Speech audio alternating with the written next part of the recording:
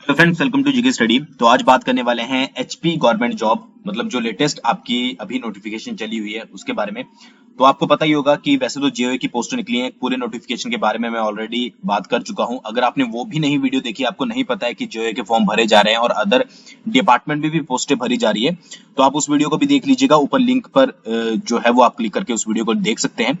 और आज जो है हम एक नए नोटिफिकेशन के बारे में बात करेंगे, तो जल्दी से शुरू करते हैं। मेन पॉइंट को इसमें मैं डिस्कस करूंगा, उसके साथ साथ बाद में आप जो है वो टेलीग्राम से ऑफिशियल नोटिफिकेशन को डाउनलोड कर सकते हैं। तो इसको एक बार खुद से भी जो है वो अच्छे से रीड कर लीजिएगा, उसी के बाद जो है इस चीज के लिए अप्लाई कीजिएगा। ठीक है, जो आपका टेलीग्राम चैनल है उसका ऑफिशियल लिंक है ऑफिशियल जीके स्टडी, यानी कि ऑफिशियल आपको जरूर लगाना है और जीके स्टडी, और फिर आप जो है उसको ज्वाइन कर सकते हो।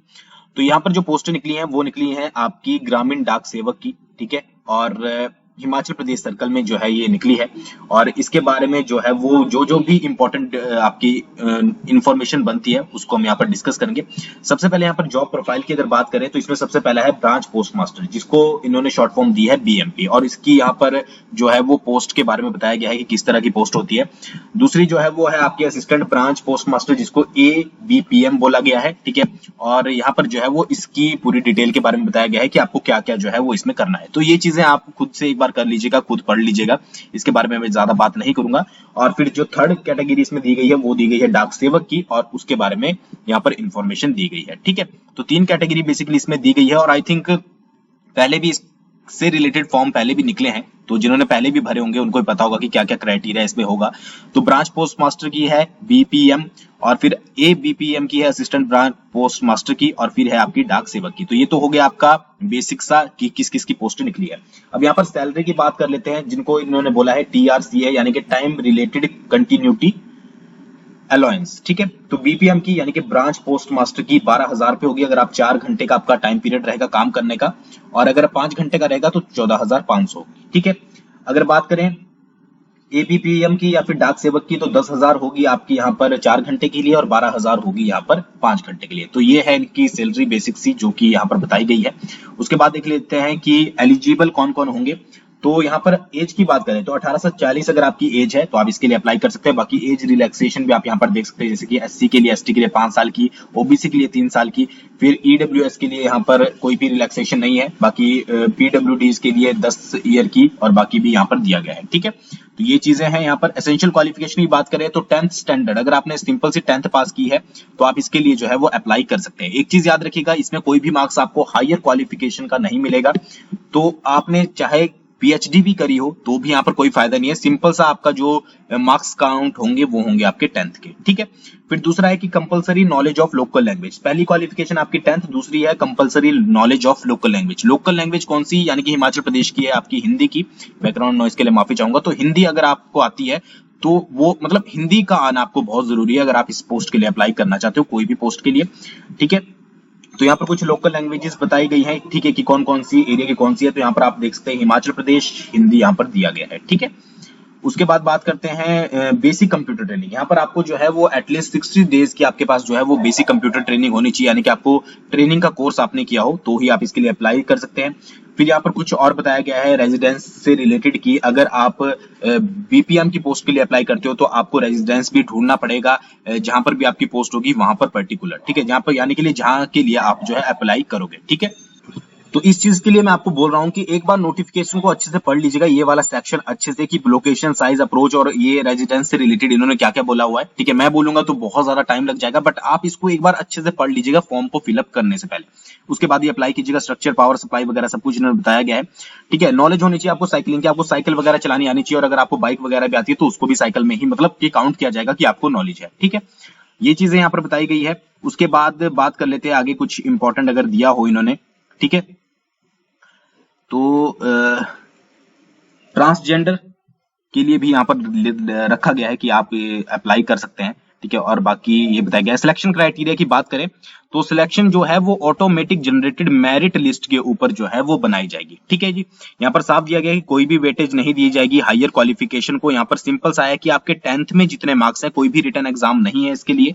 ठीक है, जितने भी 10th में अगर आपके मार्क्स हैं उसके बेस पर जो है वो एक ऑटोमेटिक जनरेट होगी मेरिट लिस्ट, उसके बेस पर जो भी चुने जाएंगे उनको जो है इसके लिए बुलाया जाएगा। ठीक है, कोई भी हायर क्वालिफिकेशन का जो है इसमें आपको मार्क्स नहीं मिलेगा। तो ये यहाँ पर जो है वो सिलेक्शन क्राइटेरिया है पूरा। ठीक है, और पॉइंट में भी जा सकते हैं नंबर।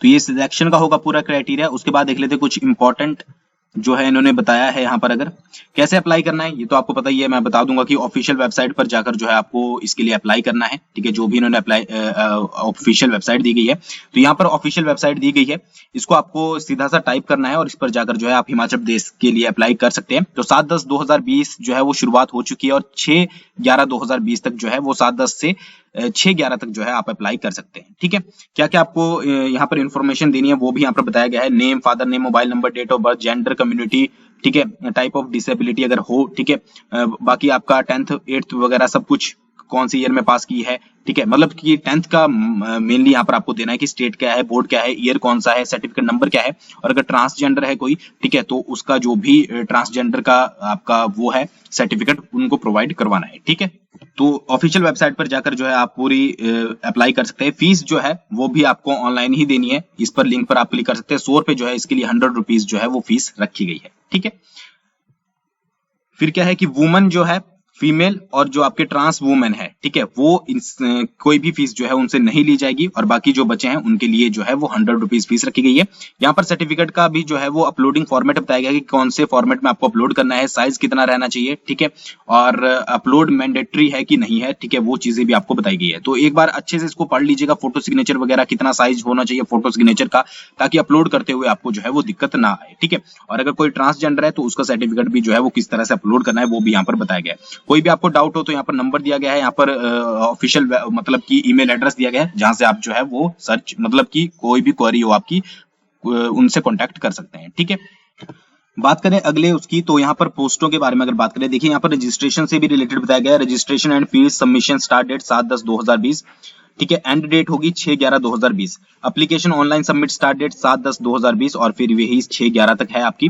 तो अगर पोस्टों की बात करें तो यहाँ पर आप देख सकते हैं ये पूरा चंबा में है, फिर उसके बाद यहाँ पर इसको आप पढ़ लीजिएगा, ठीक है, चंबा में है, उसके बाद दी गई है आपकी यहाँ पर देहरा गोपीपुर में, ठीक है, उसके बाद धर्मशाला में है आपकी, फिर उसके बाद हो गई आपकी हमीरपुर में, उसके बाद आपकी पोस्टें जो दी गई हैं वो दी गई हैं यहाँ पर मंडी में, मंडी के बाद आपकी हैं नीचे देख लेते हैं रामपुर बुशहर में, उसके बाद है आपकी शिमला में, फिर आपकी है यहाँ पर जो है वो सोलन में है, और उसके बाद आपकी जो है वो ऊना में है। ठीक है, तो ये है पोस्टें आपकी। और टोटल पोस्टों की अगर बात करूं, ये आप एक बार खुद से रीड कर लीजिएगा कि कौन से जो है वो मतलब कि किस किस कहां कहां पर जो है वो पोस्टें दी गई हैं।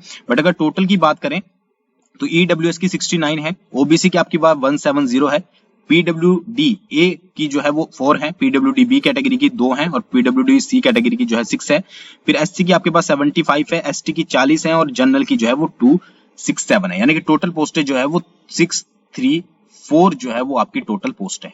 ठीक है, तो ये था आपका पूरा नोटिफिकेशन, जो कि थोड़ी थोड़ी जो भी इंपॉर्टेंट इन्फॉर्मेशन थी हमने शेयर करी आपके साथ, और बाकी आप जो है वो टेलीग्राम से डाउनलोड करके इसको जरूर एक बार रीड कर लीजिएगा।